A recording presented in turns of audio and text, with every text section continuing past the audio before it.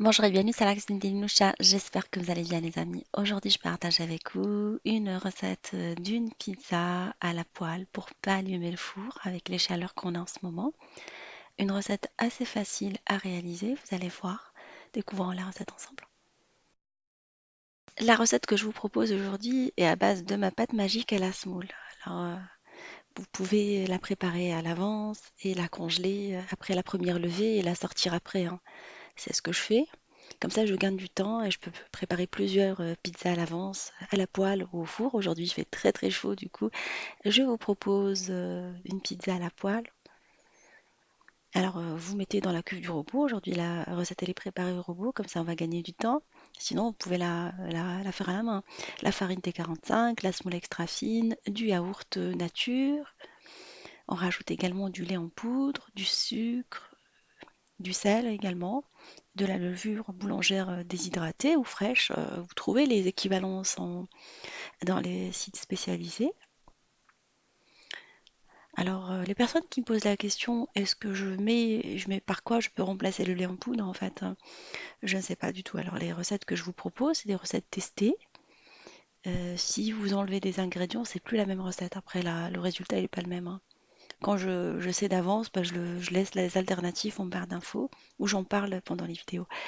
Et après, on va passer au pétrissage, au ramassage plutôt de la pâte, en rajoutant petit à petit de l'eau tiède, jusqu'à ce qu'on obtienne une boule de pâte qui se ramasse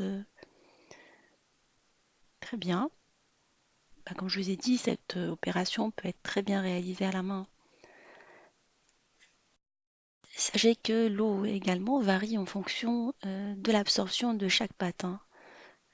Chaque farine, je veux dire que calibre de farine, chaque marque de farine ou de semoule extra fine. Alors, une fois que on arrive à obtenir une pâte qui se ramasse correctement, on a des pâtes, on va changer, on va mettre la plume et on va passer au mode pétrissage de la pâte. Ça, c'est très important de pétrir la pâte en rajoutant petit à petit de l'eau. Alors, j'ai gardé un tout petit peu, hein, l'équivalent de 5 centilitres pour cette recette. Et je rajoute petit à petit en passant au mode pétrissage. Je pétris pendant 10 minutes en arrêtant le robot toutes les 3 minutes. Voilà, c'est ce qui va. On va malaxer la pâte histoire qu'elle soit bien. Ça aide à développer le gluten pour avoir une bonne texture. Et on le fait pendant 10 à 15 minutes en arrêtant, comme je vous ai dit, le robot, le redémarrer après pour qu'il ne chauffe pas. Et vous gardez un tout petit peu d'eau, 10% de l'eau vers la fin, ou 20% de la quantité d'eau, plutôt 20% je veux dire. On essaie en fait de reproduire les mouvements de la main quand on pétrit la pâte à la main en rajoutant petit à petit de l'eau, la petite quantité conservée, les 25% de l'eau conservée, enfin la pâte ramassée ou 20%. Et on passe le robot en mode enfin, en vitesse maximale, histoire de pouvoir bien pétrir notre pâte. Mais c'est important de le faire refroidir, de l'arrêter une minute, toutes les 3 minutes, histoire qu'il ne chauffe pas, que vous n'arrivez pas à cramer votre robot. Ça, c'est important. Voilà, une fois qu'on a bien ramassé notre pâte, on obtient une texture assez souple et en même temps légèrement collante et molle. On va rajouter le beurre conservé. Alors j'ai pris du beurre mou. Il n'est pas liquide, hein. Il est mou pour avoir une bonne texture briochée qui garantit un bon résultat. Je vais le rajouter petit à petit et je repasse mon robot en mode pétrissage pendant 5 petites minutes supplémentaires. Sinon, vous le faites à la main, vous pétrissez votre pâte en essayant d'introduire le beurre dedans. Et voilà la texture obtenue. Vous conservez votre pâte couverte pendant au moins 1 heure. Maintenant, avec les chaleurs, c'est 1 heure, ça va le faire, hein, pour qu'elle lève avant de pouvoir l'utiliser. Enfin, je vais la couvrir avec un film alimentaire et vous la mettez dans un endroit plus ou moins chaud, enfin où il n'y a pas de courant d'air, je veux dire. Et entre-temps, on va passer à la réalisation de la sauce tomate. Alors je mets de l'huile d'olive dans une poêle anti-adhésive. Je rajoute de la tomate râpée. Alors on la coupe en deux et on la râpe. Vous mettez également de l'ail et vous la parfumez avec ce que vous voulez. Alors je rajoute également dans cette sauce du concentré de tomate, un peu de sel et de poivre, de piment d'Espelette si vous aimez. Vous pouvez mettre du basilic si vous aimez ça, du persil, ce qu'on aime. Et on peut la conserver au frigo jusqu'à 4-5 jours, au congélateur plusieurs mois, jusqu'à 4 mois en fait, dans des bocaux. Elle se conserve très très bien pour l'utilisation dans les pizzas. Les poivrons se marient très très bien avec la pizza. Alors ce que je fais, c'est que je les grille en avance. Je les mets tout simplement coupés et on enlève les graines qui sont à l'intérieur. Je les mets sur une plaque tapissée de papier cuisson au four en mode grill pendant 20-25 minutes. Une fois grillés, ben, on les ôte aussitôt et on les met dans un contenant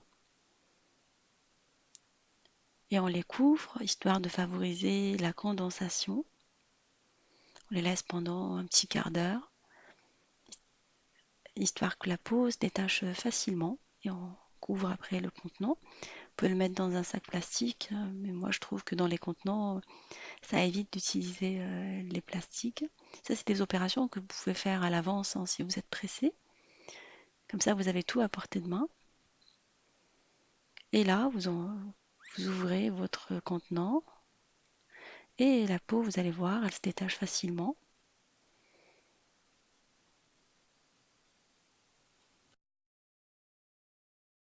On les laisse égoutter.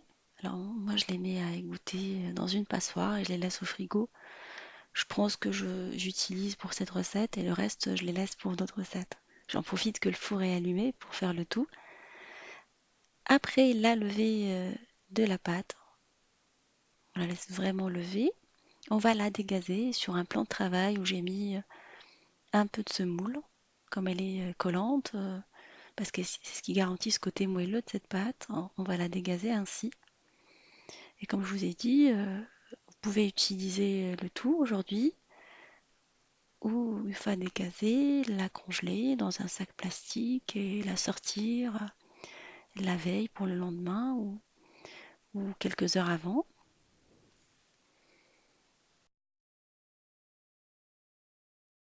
Après, on vient l'étirer, on la laisse 5 petites minutes une fois qu'on forme la boule reposée pour qu'elle s'étire facilement.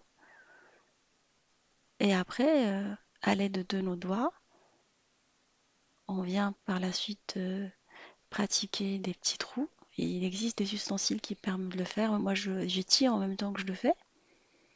Ça permet par la suite que la sauce adhère facilement à la pâte.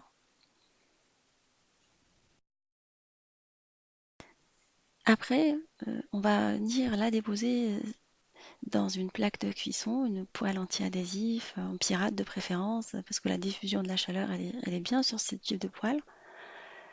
Et on la laisse cuire dans un premier temps pendant 5 petites minutes sur la première face, à feu moyen. On vérifie après est-ce qu'elle a commencé légèrement à dorer. Après, on va venir la retourner pour qu'elle puisse cuire sur la deuxième face à l'aide d'une assiette ou d'un couvercle. L'opération se fait facilement. Vous vérifiez après est-ce qu'elle a commencé à se tenir et à dorer.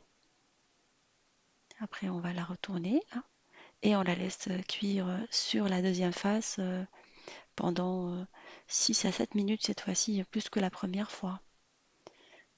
Parce que c'est la face qui va accueillir après la pâte, enfin la sauce, je veux dire, qu'on va venir badigeonner avec la sauce. Et comme c'est un pain assez épais, une pâte assez épais, je veux dire, c'est important de la laisser correctement cuire. Voilà, elle a cuit sur la deuxième face, on va venir la retourner et la laisser sur la toute première face qu'on a fait cuire que 5 minutes à feu moyen. Là, on va baisser le feu vraiment à doux, très doux, et on va venir mettre la sauce qu'on a réalisée à l'ail et au basilic pour moi aujourd'hui. Je vais vraiment bien répartir la sauce un peu partout. en l'égalisant à l'aide d'une spatule en bois, par exemple. On va mettre un peu de jambon d'Inde fumé, coupé en petits morceaux. Vous pouvez mettre des morceaux de poulet, du thon, ce que vous aimez. Aujourd'hui, c'est jambon d'Inde. Et les poivrons qu'on a réalisés tout à l'heure, on va les faire revenir dans de l'huile d'olive, histoire qu'ils gratinent un tout petit peu. Comme la chaleur, elle va pas être pratiquée d'en haut, dans un four, on va venir quand même griller nos poivrons à l'huile d'olive. Vous pouvez mettre de l'ail, un peu de piment d'Espelette, un peu de sel. Et vous les laissez cuire pendant quelques minutes suffisant.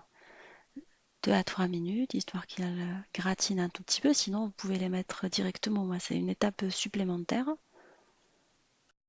Après, on va venir déposer les lamelles de poivron grillées par-dessus la pizza. On va faire tout le tour, hein. Une fois qu'on a fait tout le tour avec les poivrons grillés, vous pouvez rajouter des champignons également ou en boîte, ou vous faites la même opération que tout à l'heure. Moi, j'en avais plus, je pensais avoir des champignons. Je vais venir la saupoudrer avec un mélange de fromage. Alors, j'ai mélangé du gruyère et du mozzarella. Après, on va couvrir notre pizza et on va la laisser cuire à feu doux, vraiment très doux, pendant une quinzaine de minutes, voire même 20 minutes. Ça, c'est très important que le feu soit doux. On prépare à côté une petite salade fraîcheur avec un mélange de salade, des concombres, des tomates, du feta. Je mets également de l'oignon blanc, à des oignons nouveaux dans ma salade, soit des tomates cerises ou des tomates fraîches coupées en lamelles. Après, on va faire une vinaigrette à l'huile d'olive et citron tout simplement, un peu de sel et poivre. Et on va venir la parsemer avec du za'atar, de l'origan en fait.